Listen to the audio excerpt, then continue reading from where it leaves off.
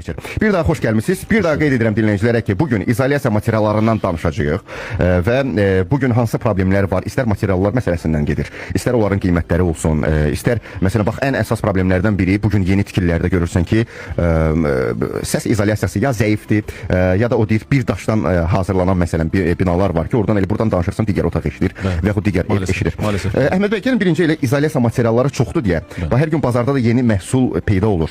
Bünövrə hissəsində hansı tip izolyasiya lazımdır? Bunun üçün hansı növ ucuz olsun, orta olsun, biraz baha segmentli məhsullar istifadə etmək olar? Bundan başlayaq. Bünövrə izolyasiyası əslində bu dəqiqə ən böyük problemlər elə bünövrə izolyasiyadan başlayır bu tikililərdə. Çünki çox tikililəri İstər yaşayış, yəni həyət evləri olsun, istər obyektlər olsun, istər binalar olsun.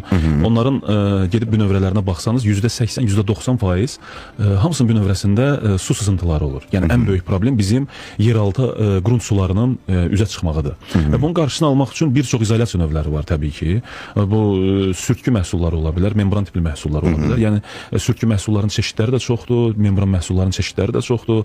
Üstə gəl ayrıca olaraq püskürtmə məhsulları da var. Yəni ilk öncə hidroizolasiya eləmək lazımdır bünövrəni. Əgər o bünövrədən istifadə olunacaqdırsa, misal üçün qaraj kimi və yaxud da ki bir ambar kimi, zirzəmi kimi istifadə olunacaqdırsa, məsləhət görülür ki, istidən soyuqdan izolyasiya olunsun. Yəni bu proses ikisi bir yerdə getsin.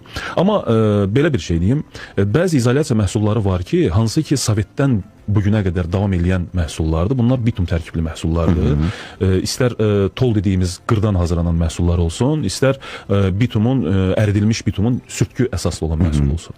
Onlar daha yaxşıdır bu hidroizolasiyadan yoxsa necə? Belə deyim, yerinə görə dəyişir əslində. Amma biz misal üçün məsləhət görmürük.